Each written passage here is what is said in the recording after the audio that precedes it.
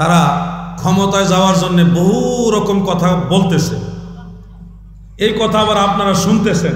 আপনারা যে বুঝেন না তা না, সবাই কিন্তু বুঝেন জান্নাতে দেওয়ার মালিক আল্লাহ। আমি যদি কি আপনার বেহেশতের টিকিট দিলাম, তাইলে বুঝতে হবে আমার এখানে কোনো ধান্দা আছে। কথা বলছেন না আপনারা? বেহেশতের টিকিট দেওয়ার ক্ষমতা আমাদের কারো। আমরা জান্নাতের পথ দেখাইতে পারবো, এটা আমাদের এবিলিটি আছে। কোরআন হাদিস পইরা আল্লাহর নবীর রাসূল আকরাম সাল্লাল্লাহু আলাইহি সাল্লামের মাধ্যমে আমরা জানতে পারছি কোন পথে চললে আপনারা জান্নাতে যাইতে পারবেন, পথ দেখাইতে পারবো। কিন্তু বেহেশতের বা জান্নাতের টিকিট দিতে পারবো না, ওই ক্ষমতা আমাদের হাতে নাই, কারোই নাই। এই দুনিয়াতে কোনো আলেমের হাতে ক্ষমতা নাই। এখন ভাই আমার জমানাটা হইল খারাপ জমানা। যদি আল্লাহ না করুক কোন একটা দলের পক্ষে আপনি কইছেন যে অমুক মার্কায় ভোট দিবেন, এই মার্কার বিরুদ্ধে আরো যত মার্কা আছে সব লেগে যাবে আপনার বিরুদ্ধে। এটা আলগা একটা ভেজাল হইল না? আমরা এই নির্বাচনে তাকেই ভোট দিব যে আল্লাহর ওলিদেরকে সম্মান করে। একটা কথা কয়ে গেলাম, বুঝলে বুঝপাতা, না বুঝলে তেজপাতা। ওয়াওয়াজাদাকা দাল্লান ফাহাদা।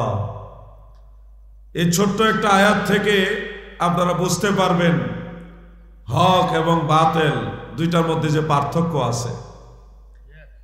পার্থক্যটা বোঝার জন্য আগে প্রথম অনুবাদ আমরা দেখব। আল্লাহ তাআলা বলেছেন ওয়াওয়াজাদাকা দাল্লান ফাহাদা। আল্লাহ তাআলা বলেন, নবী গো,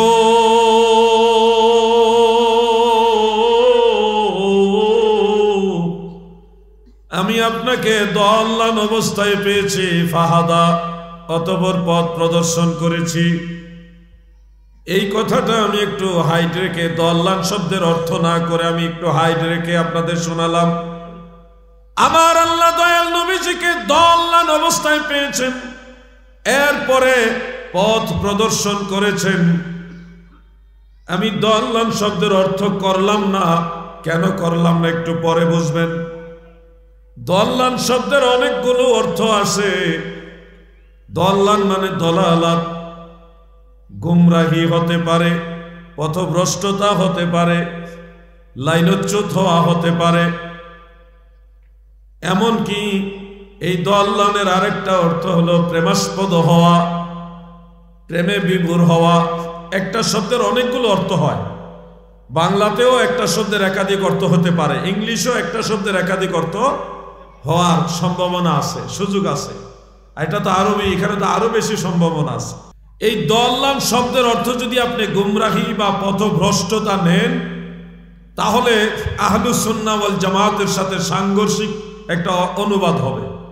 যেমন বোঝানোর জন্য বলছি, ওয়াওয়াজাদাকা দাল্লান ফাহাদা।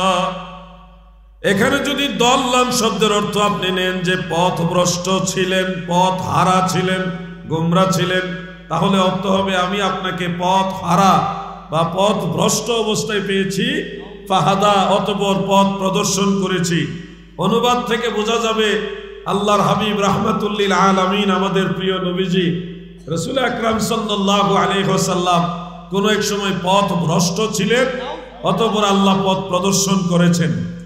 এই অর্থটা চলে আসবে। কিন্তু মনে রাখবেন, আমাদের নবীজি দুনিয়াতে আসার আগেই নবী, বরং হযরতে আদম আলাইহিস সালাম সৃষ্টি হওয়ার আগের থেকেই তিনি নবী। ক্বালা রাসূলুল্লাহি সাল্লাল্লাহু আলাইহি ওয়াসাল্লাম কুনতু নবিয়্যান ওয়া আদামু বাইনার রূহি ওয়াল জাসাদ। আদমের দেহ এবং রূহ যখন মাঝামাঝি গো, আমি রাসূলুল্লাহ তখনও আল্লাহর দরবারে নবী। হযরত আদম নবী যখন সৃষ্টি হয়নি, পরিপূর্ণ রূপ ধারণ হয়নি, তখনও আমাদের নবীজি নবী ছিলেন। আর আল্লাহর নবী পথ ভ্রষ্ট হয় না। নবীরা পথ প্রদর্শনকারী হয়, মুর্শিদ হয়, হাদি হয়, নবীরা মাহদি হয়, নবীরা মানুষদেরকে রাস্তা দেখায়। নবীগণ কখনো পথভ্রষ্ট হয় না, কারণ ওনারা মানুষদেরকে পথ দেখান, ওনারা যদি গুমরা হয়ে যায় তাহলে মানুষও গুমরা হয়ে যাবে। আমাদের নবী সব নবীর আগের থেকে নবী, এই বিশ্বাস আপনাদের আছে কিনা? নবী তুমি ইমামুল আম্বিয়া, তোমার জন্যই বানায়াছে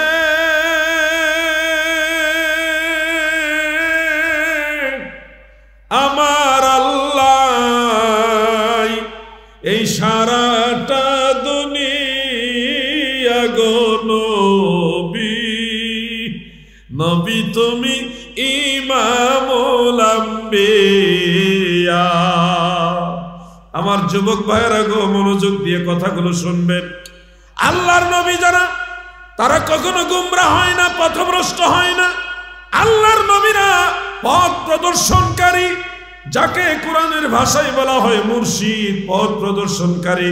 আরশাদা ইরশিদু ইরশাদান ফাহুয়া মুরশিদুন। আমার নবীজি সহ কোনো নবী কখনোই পথ হারা গুমরা ছিলেন না। সব নবীরা হলেন হাদি মাহদি, তিনারা সবাই পথ প্রদর্শনকারী। আর আহলুস সুন্নাহ ওয়াল জামাতের আকীদা হলো আল আম্বিয়াউ মাসুমুন, সমস্ত নবীগণ নিষ্পাপ, তাদের কোনো গুনাহ নাই। পথ ভ্রষ্ট যারা হয় তারা গুনাহগার হয়, কিন্তু আল্লাহর নবীদের কোনো গুনাহ নাই। অতএব নবীরা কখনো পথভ্রষ্ট হইতে পারে না। তাহলে ওয়াজাদাকা দাল্লান ফাহাদা, এই দাল্লানের অর্থ আমরা গুমরাহি, পথ হারা, পথ ভ্রষ্ট এটা নিতে পারবো না। নিতে হবে কোন অর্থ? ওই যে ইউসুফ আলাইহিস সালামের আব্বাজান নবিউল্লাহ হযরত ইয়াকুব আলাইহিস সালাম, ইউসুফ নবী যখন হারিয়ে গেলেন, সেই বিয়োগ ব্যথায় কাঁদতে কাঁদতে চোখের জ্যোতি ওনার এক ধরনের ফুরিয়ে গেল। ওই সময় ওনার সন্তানেরা, ইউসুফ নবীর অন্যান্য ভাইয়েরা বলছিল, ইন্না আবানা লাফি দালালিম মুবিন, নিশ্চয় আমাদের পিতা দালালিম মুবিন, সুস্পষ্ট প্রেমে বিভোর অবস্থায় রয়েছেন। গোমরা হয়ে গেছেন বলেনি, বলছে ইউসুফের প্রেমে বিভোর হয়ে আছে, ইউসুফের প্রেমে বিভোর হয়ে আছে, প্রেমাস্পদ হয়ে আছে। কোরআন থেকে এই অর্থটা যদি আপনি ওয়াজাদাকা দাল্লানের জায়গায় সেট করে দেন, তাহলে যথোপযুক্ত অর্থ হয়ে যাবে। ওয়াজাদাকা দাল্লান অর্থাৎ, হে আমার নবী, আপনাকে আমি আল্লাহ আপনাকে আমার প্রেমে বিভোর অবস্থায় পেয়েছি, প্রেমাস্পদ অবস্থায় পেয়েছি। ওই যে হেরা গুহায় ধ্যানমগ্ন ছিল নবীজি, কার ধ্যানে ছিলেন? জবানটা খুলে বলেন, কার ধ্যানে? আল্লাহর হাবিব নবী সরকারে দু জাহান রাহমাতুল লিল আলামিন নবী আল্লাহর প্রেমে বিভোর ছিলেন, আল্লাহর প্রেমে প্রেমাস্পদ অবস্থায় ছিলেন। এরপরে আল্লাহ তাআলা চাইলেন জগৎবাসীকে হেদায়েতের রাস্তা দেখাবেন, এই জন্য কোরআন নাজিল করে নবীজির মাধ্যমে দুনিয়ার মানুষদেরকে হেদায়েত করেছে। তাফসীরে কুরতুবীর মধ্যে লিখেছেন, ওয়াজাকা দাল্লান আই মুহিব্বান লিল্লাহি তাআলা ফাহাদা আই ফাহাদাহুমুল্লাহু বিকা। ও আমার নবী, আমি আল্লাহ আপনাকে আমার মহব্বতে বিভোর অবস্থায় পেয়েছি। ফাহাদা আই হাদাহুমুল্লাহু বিকা, আপনার মাধ্যমে এই দুনিয়ার মানুষদেরকে আমি আল্লাহ হেদায়েত করেছি। সুবহানাল্লাহ বলেন, সুবহানাল্লাহ বলেন। তাহলে সুন্নি আর ওয়াহাবির মধ্যে পার্থক্য এখানে হয়ে যায়। আপনি যদি সুন্নি না হন, তাহলে নবীজি, আল্লাহর নবীকে আপনি গুমরা বানায় দিলেন। বাংলা অনুবাদ দেখেন না, ওইখানে ম্যাক্সিমাম অনুবাদ লেখছে ওয়াহাবিরা, লেখছে নবীজি আমি আপনাকে পথ হারা অবস্থায় পেয়েছি, অতঃপর পথ প্রদর্শন করেছি। কিন্তু আপনি সুন্নিদের অনুবাদে দেখেন, তারা নবীজিকে পথ হারা অবস্থায় এইভাবে অর্থ করেনি। হাবিব আমার, আপনাকে প্রেমাস্পদ অবস্থায় পেয়েছি, অতঃপর আপনার মাধ্যমে জগতের মানুষকে হেদায়েত করেছি।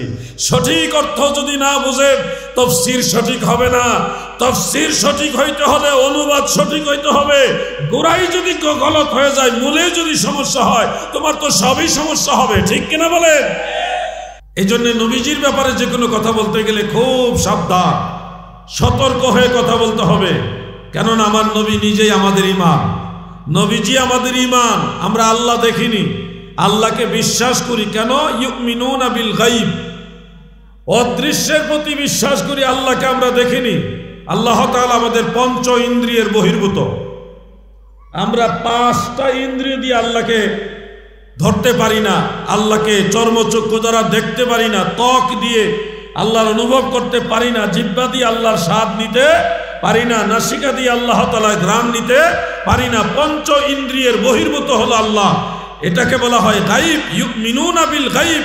সেই না দেখা আল্লাহকে বিশ্বাস করেছি, না ধরতে পারা সে আল্লাহকে বিশ্বাস করেছি। কার কথায়? তিনি রাহমাতুল লিল আলামিন, আমাদের নবী। ঠিক কিনা বলে? এজন্য নবী আমাদের ঈমান, ঈমানের মূল নবী মুহাম্মদুর রাসূল সাল্লাল্লাহু আলাইহি ওয়াসাল্লাম। আগের দিনের মাহফিলগুলোর মতো এখনের দিনের মাহফিলগুলোতে দুরূদ শরীফ তেমন পড়া হয় না। আগের দিনের মাহফিলগুলোর মতো এখনকার দিনের মাহফিলে জিকির আজকার করা হয় না। যতটুকু হয় খুবই কম হয়। আগে মানুষের আমল বেশি ছিল, ফতোয়া কম জানা ছিল। এখন ফতোয়া বেশি জানে, আমল কমে গেছে। আগের দিনের বাইরের লেবাস বেশি একটা দামি ছিল না, ভালো লেবাস ছিল না, কিন্তু তাকওয়া ছিল। এখন বাইরের পোশাক ভালো হয়েছে, অন্তর খারাপ হয়ে গেছে। কেমন যেন দুনিয়াটা পরিবর্তন হয়ে গেছে। মানুষ এখন পর্দার আড়ালে একরকম, সমাজে আরেক রকম, ঘরের ভিতরে একরকম, ঘরের বাইরে আরেক রকম। আমরা যখন ফেসবুকে ঢুকি আমাদের মতো বুজুর্গ আর কেউ থাকে না, কিন্তু আমরা যখন নিজের ব্যবসা বাণিজ্য করি কাউকে ঠকাইতে দ্বিধাবোধ করি না। একরকম বিশ্বাস বাইরে, আরেক রকম বিশ্বাস ঘরে। এই যে তাকওয়ার তারতম্য হয়ে গেছে, এটাই হলো ফিতনা। এই ফিতনা থেকে যদি বাঁচতে চান, আল্লাহর ওলি কামেল মুর্শিদ যারা, তাদের সোহবতে বসতে হবে, বেশি বেশি নবীর দুরূদ পড়তে হবে, আল্লাহর নামের জিকির করতে হবে। প্রয়োজনে যারা ওয়াজ করলে ফিতনা হয় তাদের থেকে দূরে থাকবেন। তারপরও ইবাদত থেকে গাফেল হওয়া যাবে না। আপনি দুরূদ শরীফ পড়ছেন, আপনাকে কেউ হয়তো বলবে এইভাবে দুরূদ সহিহ হাদিসে নাই, সে আপনাকে ধোঁকা দেওয়ার জন্য আসছে। সহিহ হাদিসে সব দুরূদ থাকতে হবে, এই কথাটাই বা কোথায় আছে? সহিহ হাদিসে যেই দুরূদ আছে সেটাও আমরা পড়ব, যেটা হাদিসে নাই কিন্তু বড় বড় ইমামরা লিখে গেছে, ওই দুরূদও আমরা পড়ব। নবীর দুরূদ যেভাবে পারি ওইভাবে আমরা পড়ব। নবীর দুরূদ যে যত বেশি পড়বে, হাসর ময়দানে সে তত বেশি আল্লাহর নবীর কাছে থাকবে। আমরা একটা দুরূদ শরীফ নবীজির নাম উচ্চারণের পরে তিলাওয়াত করি, সাল্লাল্লাহু আলাইহি ওয়াসাল্লাম। পড়ি কিনা বলেন? যুবক ভাইরা কথা বলেন, পড়ি কিনা?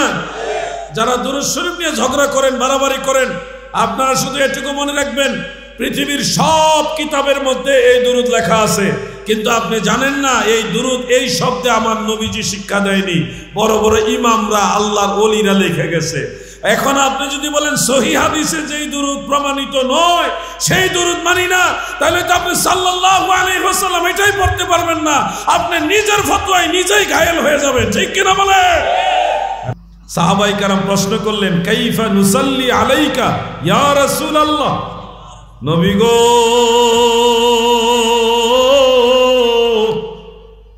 আমরা কিভাবে আপনার উপরে দুরূদ পড়ব? দয়াল নবীজি বললেন, তোমরা দুরূদ পড়ো এইভাবে, আল্লাহুম্মা সাল্লি আলা মুহাম্মাদ ওয়া আলা আলি মুহাম্মাদ। এটুকু শিখাইলেন নবীজি। আমরা যে দুরূদ শরীফটা পড়ি, আল্লাহুম্মা সাল্লি আলা সাইয়্যিদিনা মাওলানা মুহাম্মাদ ওয়া আলা আলি সাইয়্যিদিনা মাওলানা মুহাম্মদ, ওই দুরূদটাই পড়ি শুধু দুইটা লকব সহকারে, নবীজির দুইটা লকব নিয়ে পড়ি, সাইয়্যিদিনা মাওলানা। কিন্তু মূল দুরূদ এটা আমাদের বানানো দুরূদ নয়, এটা স্বপ্নে পাওয়া দুরূদ নয়, কোন বেদাতি দুরূদ নয়, এটা সুন্নতি দুরূদ, আল্লাহর নবীর শিক্ষা দেওয়া দুরূদ। ঠিক কিনা বলে? আল্লাহু আকবার, ইয়া রাসূলুল্লাহ। কিছু ভাইয়ের আছে লেখাপড়া নাই, কথায় কথায় বলে বিদআত বিদআত শিরক। এই বিদআত বিদআত করতে করতে মানুষের জিকিরও কমে গেছে, দুরূদও কমে গেছে, দোয়া মুনাজাত কমে গেছে, এমনকি শবে বরাতের নামাজ কমে গেছে, শবে মেরাজের নামাজ কমে গেছে। এই আমল যারা কমায় এরা আল্লাহর প্রতিনিধিত্ব করে না, শয়তানের প্রতিনিধিত্ব করে। ঠিক কিনা বলে? আমি যা কথা বলি পরিষ্কার কথা বলি। প্রত্যেকটা বিষয় আমার কাছে পর্যাপ্ত দলিল মওজুদ আছে আলহামদুলিল্লাহ। সামনের মাস রজব মাস নাকি? রজব মাসে নবীজি মেরাজে গেছেন না? মেরাজে রজব মাসের 27 তারিখে গেছে। যখন আপনি কথা বলবেন তখন এক ধরনের মানুষ কবে নবীজি মেরাজে কোন মাসে গেছে এটা ঠিক নাই, মতভেদ আছে। প্রথম আপনারা সন্দেহ ঢুকাই লোকটা, এতদিন ধরে রোজা রাখছেন, নামাজ পড়ছেন, কোনো সন্দেহ ছিল না, আমল করছেন মহব্বতে। এখন আপনার আমলটা নষ্ট করার প্রথম চেষ্টাটা হলো আপনার ভিতরে একটা সন্দেহ ঢুকাইল। কি সন্দেহ? যে শবে মেরাজ কোন মাসে এটা ঠিক নাই, এটা মতভেদ আছে। টেনশনে ফেলাই দিল আপনারে। এলে 1 নম্বর চক্রান্ত, ষড়যন্ত্র। দ্বিতীয়ত বলবে রজব মাসে হইতে পারে, তবে 27 তারিখ হয়েছে এটা গ্যারান্টি নাই। আরেকটা সন্দেহ ঢুকাইব। মনে রাখবেন এই কথাগুলো, এগুলি মানুষের আমল নষ্ট করার ষড়যন্ত্র।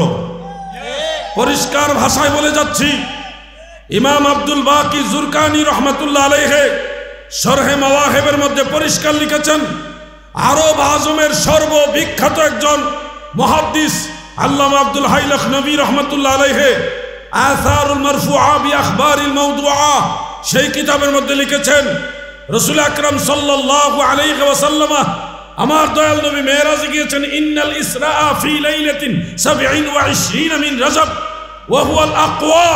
নবীজি রজব মাসের 27 তারিখে ইসরা এবং মেরাজ গিয়েছেন। এই মতটাই হলো শক্তিশালী মত, এটা অধিক বিশুদ্ধ মত, এটাকে ইমামরা গ্রহণ করেছেন। ওয়া আলাইহি আমালুন নাস ওয়া আলাইহি আমালুল মুসলিমিন। এর উপরে 1400 বছর মুসলমানরা আমল করেছে। অতএব এর বিরুদ্ধে যারা ফতোয়া দিবে এরা ফিতনাবাজ। যাক, রাজনীতি সাইডে যাচ্ছি না, এরা নিজেদের দল জিতাইবার জন্য কত কথাই বলবে, দেখবেন আর শুনবেন। আমি রাজনৈতিক আলোচনা করি না, ধর্মীয় আলোচনা করি। এতে যার পক্ষে যাক আর যার বিরুদ্ধে যাক, ঠিক আছে না ভাই? আমার দাদু, আমরা আগের থেকে নামাজ পড়ছি শবে মেরাজের, এখনো পড়তেছি। আল্লাহ যতদিন বাঁচাইব ততদিন পড়বো ইনশাআল্লাহ। শবে মেরাজের রোজা রাখবেন, এটার জন্য আলাদা ফজিলত আছে।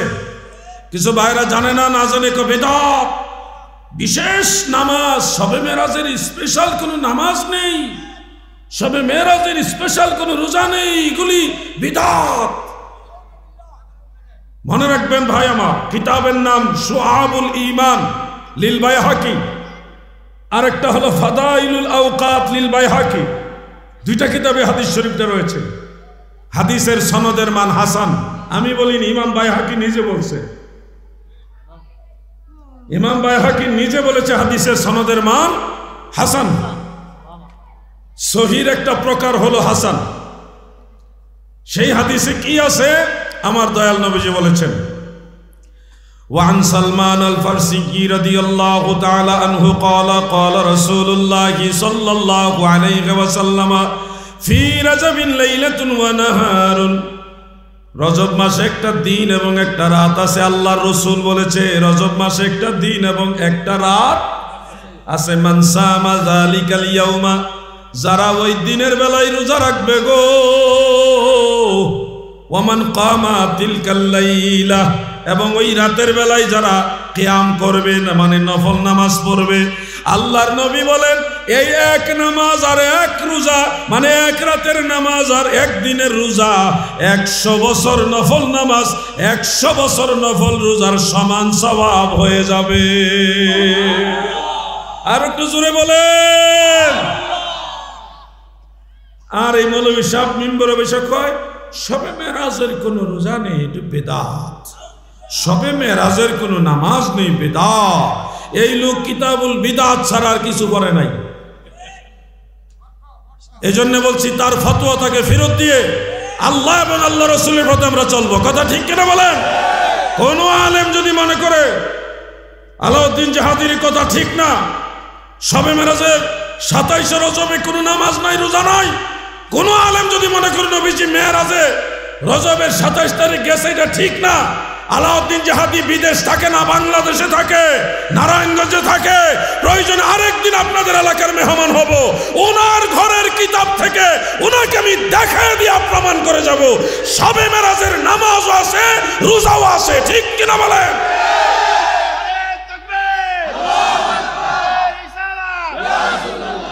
নামাজ রোজা বন্ধ করে দেওয়ার ঠিকাদারি নিছে। আপনারা আমল করবেন, আমল করবেন কিনা বলেন? আমল করবেন ইনশাআল্লাহ। কত আমল আছে, আমল নাই? কতগুলি দাড়ি রাখছে, সুন্নতি দাড়ি, মাশাআল্লাহ সুন্দর দাড়ি রাখছে, টুপি একটা দিছে, রুমাল একটা দিয়ে ঘুরতেছে, টুটু কইরা জুব্বা কইরা, আর খালি কইটা বেদাত হিটা বেদাত। আরে ভাই, সুন্নতের উপর আমল করতেছেন, কত সুন্দর লাগে আপনারে, কিন্তু মানুষের আমল নষ্ট করেন কেন? আপনি একটা জিনিস না জানলে জেনে নিবেন। একটা আমলের কথা বলি আপনাদের, বলবো?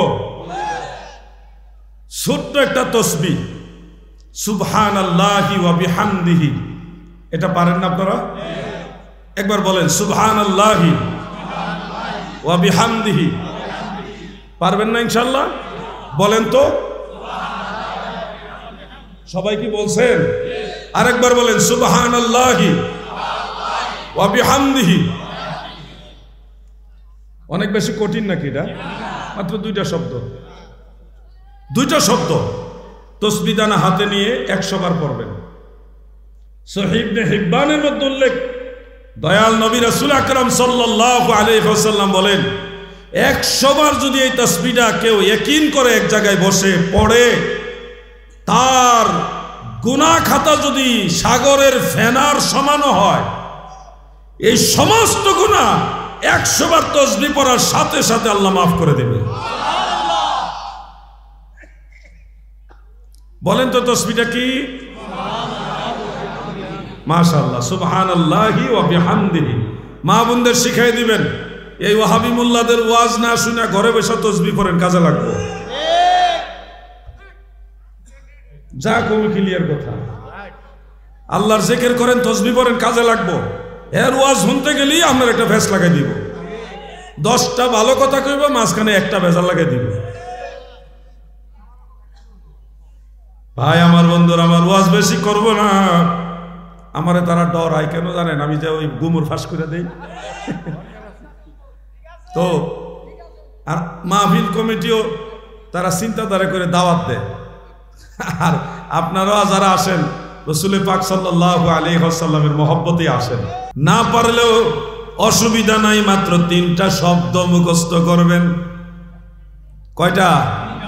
এর মধ্যে একটা শব্দ সবাই পারেন, মুখস্থ করবেন মাত্র 2টা শব্দ। ও দাদু আমার, আমার সাথে সবাই বলুন আল্লাহুম্মা আজিরনি মিনান নার। কঠিন। আল্লাহুম্মা আজিরনি মিনান নার। কয়বার হয়েছে? কয়বার পড়ছি? 2 বার না 3 বার বললাম? 2 বার পড়ছি না? 2 বার। আরো 5 বার পড়ি, পড়েন আল্লাহুম্মা আজিরনি মিনান নার, আল্লাহুম্মা আজিরনি মিনান নার, আল্লাহুম্মা আজিরনি মিনান নার, আল্লাহুম্মা আজিরনি মিনান নার, আল্লাহুম্মা আজিরনি মিনান নার। কষ্ট দিয়া আপনাদের পড়াইলাম কেন জানেননি? দয়াল নবী রাসূল পাক সাল্লাল্লাহু আলাইহি ওয়াসাল্লাম বলেছেন, দয়াল নবীজি বলেছে, এই তাসবিহ যারা 7 বার পড়বে, সে যদি ওই দিন মারা যায়, যেমন এখন পড়ছেন, আগামী 1 দিনের ভিতরে যদি আপনি মারা যান, আল্লাহর নবী বলেছে আপনার আমল নামায় যত গুনাহ থাকুক, মারা যাওয়ার সাথে সাথে সব গুনাহ আল্লাহ মাফ করবে এবং জান্নাতের দরজা আপনার জন্য খোলা রাখবে। সুবহানাল্লাহ।